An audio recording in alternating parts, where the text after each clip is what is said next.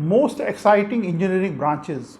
आज का वीडियो जो है वो इंजीनियरिंग ब्रांचेस कितनी है, कैसी है और कितना एक्साइटमेंट लेवल है इंजीनियरिंग ब्रांचेस का जब आप इवेंचुअली उन इंजीनियरिंग ब्रांचेस में जाते हैं और उसके बाद उसकी जॉब करते हैं। तो that part becomes very exciting जब आपको मनपसंद या आपकी मर्ज़ी की या आपके डीएनए या आपकी जो चाहत है, इंटरेस्ट के हिसाब से ब्रांच मिलती है, विच इज़ वेरी इंपॉर्टेंट। क्योंकि जितने भी कॉलेजेस या कैंपस हायरिंग में मैं गया हूँ, रिक्रूटमेंट में गया हूँ, तो वहाँ पे मैंने एक ट्रेंड नोटिस किया है कि जितने भी बच्चे इंजीनियरिंग में जाते हैं, ऑलमोस्ट 40 to 50% बच्चे ऐसे मेरे को मिले हैं जिनको इंजीनियरिंग करनी ही नहीं थी या इंजीनियरिंग करनी थी बट उनको मालूम नहीं था कि कौन सी ब्रांच ली जाए। वो एक फॉलो जिसको बोलते हैं हर्ड मेंटालिटी, वो जानवरों की मेंटालिटी कि एक जानवर एक साइड जा रहा है तो बाकी जानवर भी उसी साइड जा रहे हैं। वही था कि हर एक बच्चा बोल रहा था मेरे को कंप्यूटर साइंस करना है, तो हर एक बच्चा कंप्यूटर साइंस की तरफ भाग रहा था। या कुछ बच्चे बोल रहे थे इस कॉलेज में अच्छा है तो सारे बच्चे उसी कॉलेज में जा भाग रहे हैं। सो वो हर्ड मेंटालिटी कहीं ना कहीं उन बच्चों में थी जो मैंने देखी है, ऑलमोस्ट 30-40% बच्चों में। तो उसके कारण हुआ क्या, हुआ ये कि वो अपनी ब्रांच से खुश नहीं थे। हुआ क्या कि वो उनको ब्रांच पता ही नहीं थी, ब्रांच में होता क्या है या ब्रांच के बाद जॉब का स्कोप क्या है। इवेंचुअली उन्होंने क्या किया, 1-2 साल जॉब करने के बाद अपना जो ट्रैक है चेंज किया।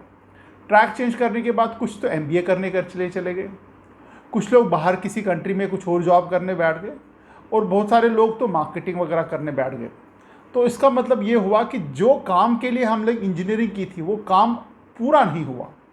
तो आज का वीडियो उसी डायरेक्शन में है कि आपको एटलीस्ट एक अवेयरनेस क्रिएट कराऊं कि यार आप जब भी कोई इंजीनियरिंग ब्रांच चुलें तो उसका एक एक्साइटमेंट कंपोनेंट ज़रूर चेक करें। एक्साइटमेंट कंपोनेंट का मैं एग्जांपल आपको देता हूं कि आप फिजिक्स, केमिस्ट्री, मैथ्स पढ़ते हो या कोई भी सब्जेक्ट पढ़ते हो, मैथ्स आपको बहुत अच्छा लगता है क्योंकि वो आपके जो टेम्परामेंट है उसके साथ मैच करता है। कुछ बच्चों को फिजिक्स अच्छी लगती है, कुछ बच्चों को कंप्यूटर साइंस, कंप्यूटर में करना कुछ अच्छा लगता है, कुछ बच्चों को हिस्ट्री अच्छी लगती है। तो अब आप देखोगे जब भी वो टॉपिक या उस सब्जेक्ट पे कोई बात होगी, आपके आंखों में वो चमक आ जाएगी, आपकी ट्विंकल्स आ जाएगी आंखों में, क्योंकि आप उस टॉपिक पे बात करना चाहते, उस टॉपिक में डिमॉन्स्ट्रेट करना चाहते हैं कि आप कितने अच्छे हो। आपको रात में भी कभी आप देखोगे, अगर मैथ्स आपका फेवरेट सब्जेक्ट है, कभी भी रात को लगे यार आज क्लास में ये प्रॉब्लम है, चलो उठ के मैं सॉल्व करने बैठ जाता हूँ, आप नींद से उठ के उसका सोल्यूशन ढूंढ के सॉल्व करने बैठ जाते हो, सोचते रहते हो उस प्रॉब्लम का सोल्यूशन क्या है। वो चीज़ आपको एक्साइट करती है। अगर वो चीज़ एक्साइटमेंट जो है या वो एक्साइटमेंट आपकी मिस हो जाए आपकी कंप्यूटर या आपकी इंजीनियरिंग ब्रांच में, तो फिर आपको मज़ा नहीं आएगा उसकी जॉब में भी। वीडियो आज उसी के ऊपर है, इसलिए सब्सक्राइब ज़रूर करना। मेरे जितने भी वीडियोस होते हैं वो कहीं ना कहीं आपका जो दिनचर्या है या आपकी जो प्रोग्रेस है in terms of colleges, admissions, फिर उसके बाद जॉब, इंटर्नशिप, प्लेसमेंट्स, उसको टच करता है। तो इसलिए अगर आप सब्सक्राइब करके रखोगे तो वो आने वाले टाइम में जितने भी वीडियोस हैं आपको आपकी जर्नी में कहीं ना कहीं वो हेल्प करेंगे, education as well as professional journey में भी। दूसरा ये है, कुछ वीडियोस ऑलरेडी आ चुके हैं, वो भी आपको कहीं ना कहीं हेल्प करेगी आगे वाले टाइम में। जोसा की जैसे काउंसलिंग है, ये वीडियो बड़ा इंपॉर्टेंट है आपको। जब आप चॉइस फिल करोगे तो आपने कॉलेज तो चुन लिया, बट कॉलेज में ब्रांच कौन सी चुने, आपके मनपसंद ब्रांच कौन सी है। I am not talking about the package, salary, placement, I am not talking about that right now. तो ये वीडियो उस पॉइंट ऑफ से बड़ा इंपॉर्टेंट है। सिमिलरली जितने भी वीडियोस आते हैं वो कहीं ना कहीं आपको किसी न किसी जगह पे वो काम आएगा, स्पेशली जो आने वाला टाइम है अगले 1-1.5 महीने में, जैसे जोसा की काउंसलिंग शुरू हो जाएगी। तो इसलिए सब्सक्राइब जरूर करना। सब्सक्रिप्शन से फ़ायदा ये है कि आपको टॉप पे वीडियो दिखता है, मतलब जैसे आप मोबाइल खोलते हैं, यूट्यूब खोलते हैं या कंप्यूटर में यूट्यूब खोलते हैं तो आपको होम स्क्रीन पे यानी कि टॉप के 3-4 वीडियोस में मेरा वीडियो दिखाई देगा। वो फ़ायदा है, आपको ढूंढने की ज़रूरत नहीं पड़ती है। दूसरा, जैसे ही मेरा कोई नया वीडियो आता तो आपको एक नोटिफिकेशन आता अगर आपने बेल का आइकन भी दबाया हुआ। लाइक ज़रूर करना, व्हाट्सएप पे शेयर करना। तो ये आज का टॉपिक है कि यार आपकी जो ब्रांचेस हैं एक्साइटिंग हो। मैंने सोचा कि आज मैं बताऊं कि हर एक ब्रांच में, मैंने 4-5 कोर ब्रांचेस दे रखी हैं, हर एक ब्रांच में करना क्या होता है, कैसी इंडस्ट्री है, कैसा सेक्टर है, होता क्या है हर एक ब्रांच में। तो आप उससे आप रिलेट कर पाओ कि क्या वो एक्साइटिंग है या नहीं है आपके लिए। वो आपके ऊपर डिपेंड करता है क्योंकि हर एक की अपना अपना टेम्परामेंट है, हर एक का अपना अपना डीएनए है और हर एक का डीएनए उस पर्टिकुलर चीज़ के साथ ही मैच करता है। कोई आर्टिस्ट है तो उसको आर्टिस्टिक चीज़ें अच्छी लगती हैं, कोई मैथमेटिकल माइंड है तो उसको एनालिटिकल एबिलिटीज़ ज़्यादा अच्छी लगी, एनालिटिकल काम ज़्यादा अच्छा लगते हैं। जैसे कंप्यूटर साइंस है, पहली ब्रांच जो मैंने कंप्यूटर साइंस ले रखी है। कंप्यूटर साइंस जो है इट्स ए डेस्क जॉब, इसमें कहीं आना जाना नहीं, कहीं जाना नहीं है, आप घर पे बैठे हो या ऑफिस में बैठे हो, इट्स ए डेस्क जॉब। आप कंप्यूटर के सामने बैठते हो और आपके कंप्यूटर के सामने आप कोडिंग करते हो, कोई चीज़ बनाते हो, कोई UI VXI करते हो, कोई गेमिंग सॉफ्टवेयर बना, कुछ भी कंप्यूटर रिलेटेड करते हो, तो आपको डेस्क पे बैठना है अगर आप सॉफ्टवेयर साइड में हो। अगर आप हार्डवेयर साइड में हो, उसके ऊपर मैं अभी आता हूँ। तो सॉफ्टवेयर साइड में it's a desk job. Is it exciting enough for you to do a desk job? Desk job in the sense कि आपको उठना नहीं है, यहीं पे बैठना है। बीच में अगर ऑफिस में है तो बीच में थोड़ा सा ब्रेक्स वगैरह है तो आप एंजॉय कर सकते हो।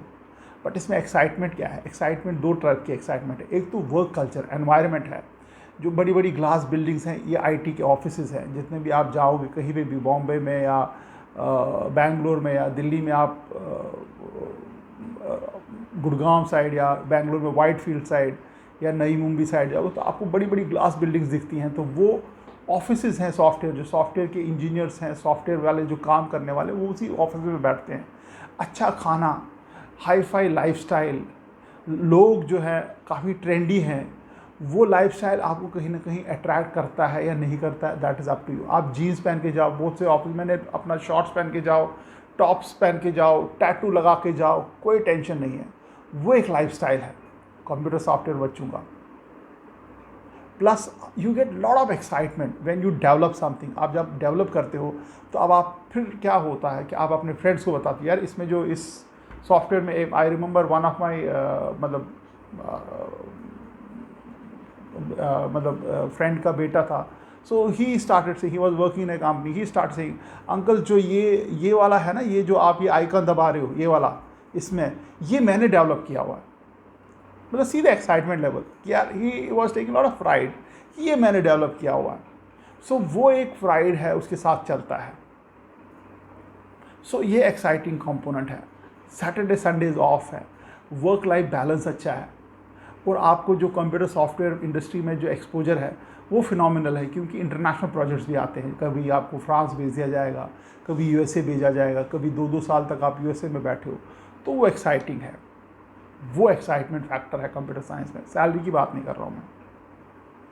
नेक्स्ट जो आता है, अगर आपको वो स्टाइल अच्छा नहीं लगता है कि यार मैं 24 घंटे कंप्यूटर के सामने, आदमी पक जाएगा, पागल हो जाएगा, मेरे को नहीं एक्साइटमेंट, ऐसी एक्साइटमेंट नहीं चाहिए।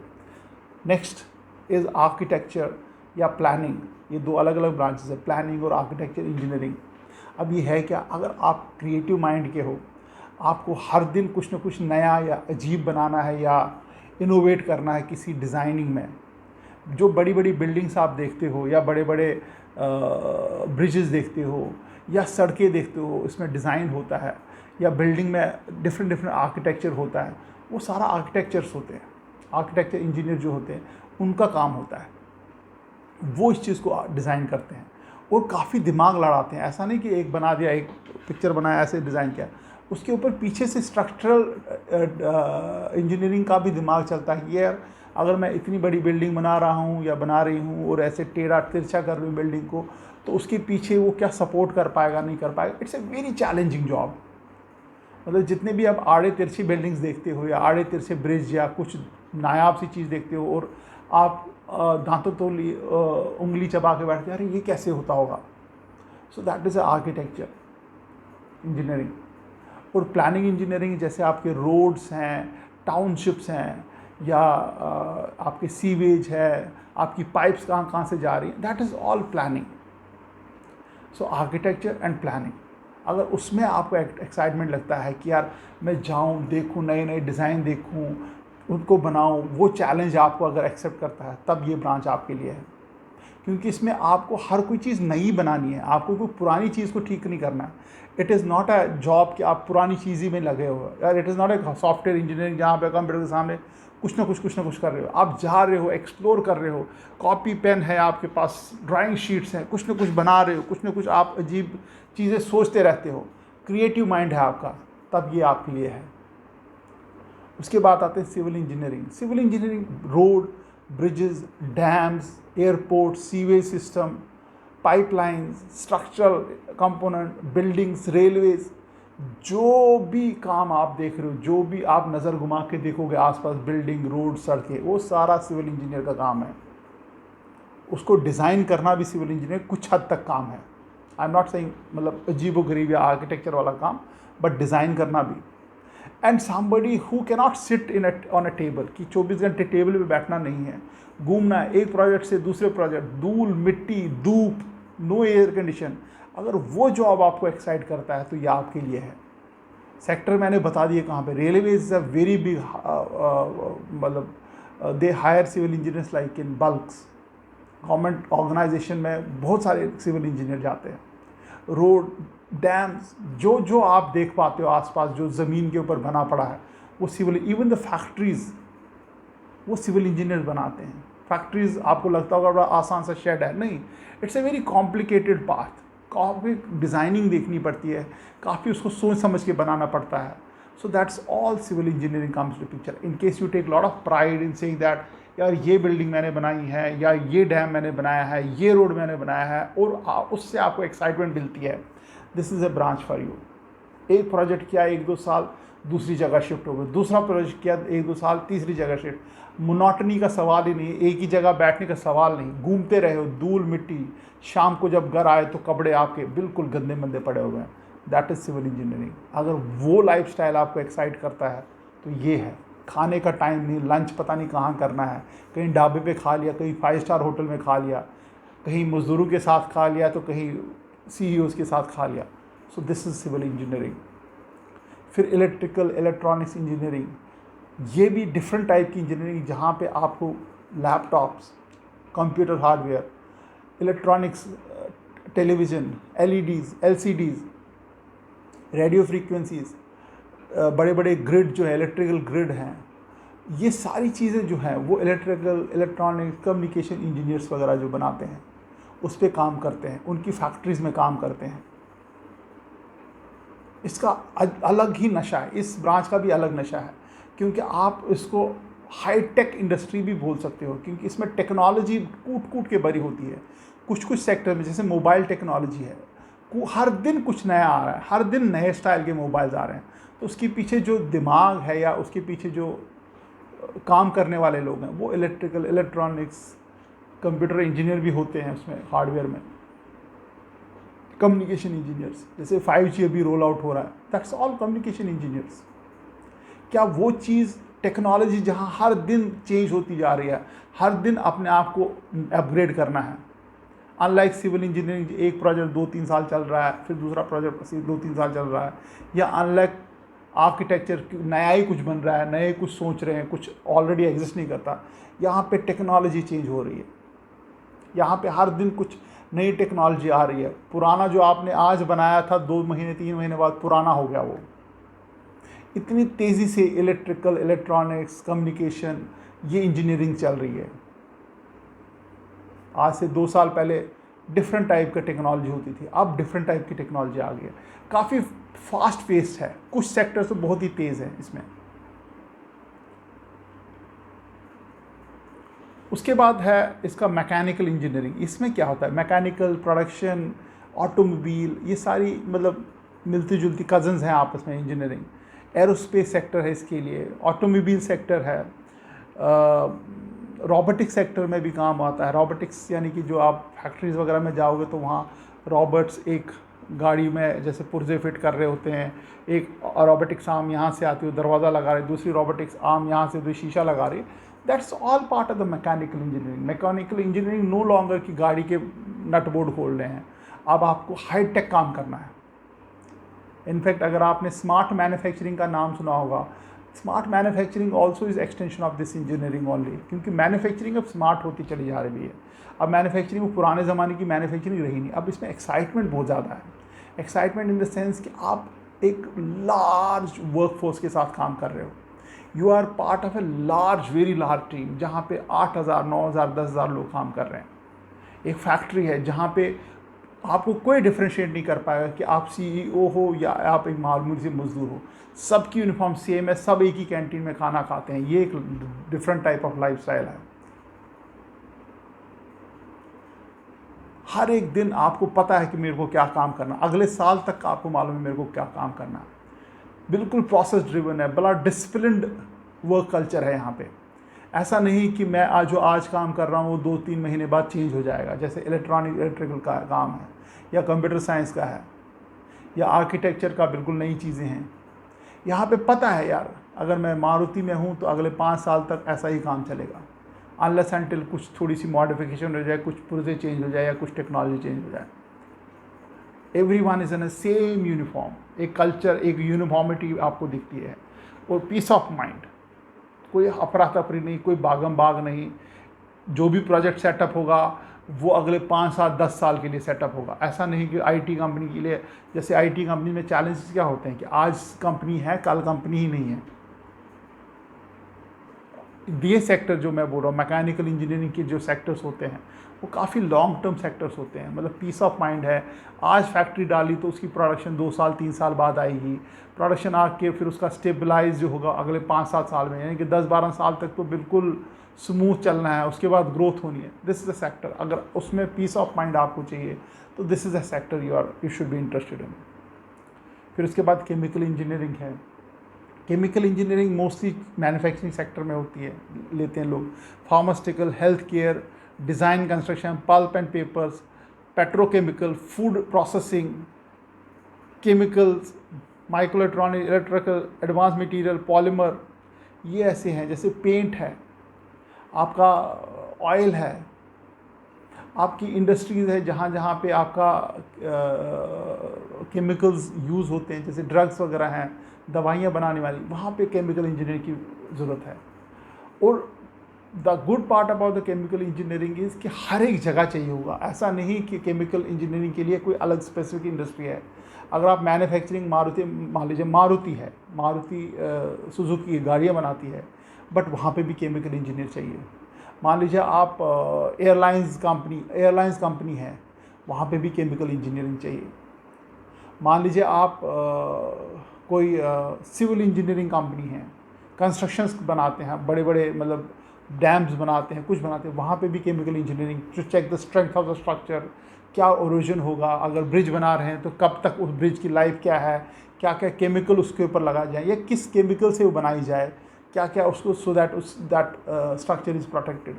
तो केमिकल इंजीनियर वहाँ पे काम आता है। The nutshell, the idea of this video was कि आप हर एक ब्रांच को, before you choose a branch, उसको समझ लो कि उसमें करना क्या होता है। The best person to tell you कि करना क्या होता है, आप उसी ब्रांच के किसी बंदे को पूछो जो 2-3 साल का ग्रेजुएटेड है, अब जॉब कर रहा है। मान लीजिए कोई सॉफ्टवेयर इंजीनियरिंग कंपनी में कोई सॉफ्टवेयर इंजीनियर है, तो उससे पूछो यार आईटी रिलेटेड जॉब्स कौन कौन सी है, क्या क्या करना होता है, क्या दिनचर्या रहती है। Then you relate with yourself कि क्या ये मेरे को एक्साइटिंग इनफ लगता है। I don't want to you to take a branch which is driven by somebody else, कि बिकॉज वहाँ उनका बच्चा चला गया तो इसलिए मैं भी जा रहा हूँ, या उसकी सैलरी ज़्यादा है तो इसलिए मैं जा रहा हूँ। It should be driven by your passion, आपका इंटरेस्ट। बहुत सारे बच्चे जो रिसर्च में जाना चाहते हैं, तो रिसर्च पॉइंट ऑफ व्यू से कौन कौन सी ब्रांचेज अच्छी हैं। कोई मैकेनिकल इंजीनियर है, कहीं जॉब कर रहा है, उससे पूछो आप यार क्या करते हो, कैसे होता है, कितने बजे जाते हो ऑफिस, क्या होता है वहाँ पे, क्या कपड़े पहनते हो, कब निकलते हो, सैटरडे संडे ऑफ होता है कि नहीं होता है, क्या रात को भी काम करना होता है, क्या शिफ्ट में काम करना होता है। यू आस्क दिस क्वेश्चंस, उससे क्या होगा, आपको पता लगेगा कि हर एक ब्रांच में क्या क्या एक्साइटमेंट है, किस एक्साइटमेंट को आप पे क्लिक करेगा, आपको क्लिक करेगा वो एक्साइटमेंट, और वो ब्रांच आप चुनो। क्योंकि इम्पॉर्टेंट वीडियो था, मुझे लगा कि आपको मैं बता दूं यार, ब्रांच कॉलेज तो चलो कॉलेज के ऊपर तो बात बहुत होती है, बट ब्रांच आप रैंडमली मत पकड़ना। आपका इंटरेस्ट है तो लो, और इंटरेस्ट है तो उस ब्रांच में बहुत अच्छा करोगे आप, आई बेट। अगर किसी ऐसी ब्रांच में आप ज्वाइन कर लिया जिसमें सैलरी ज़्यादा मिल रही हो और आपको लग रहा है सैलरी ज़्यादा मिलेगी, दैट मीन्स मेरी लाइफ सेट है, ऐसा नहीं है। आपको उस ब्रांच में मज़ा भी तो आना चाहिए, उस ब्रांच में एक्साइटमेंट भी तो होनी चाहिए कि आपको मज़ा आए। इसलिए आज का वीडियो इंपॉर्टेंट था, इसको शेयर ज़रूर करना, सब्सक्राइब भी हो सके अगर अभी तक नहीं हुआ है तो आप सब्सक्राइब ज़रूर करना। All the best and thank you very much.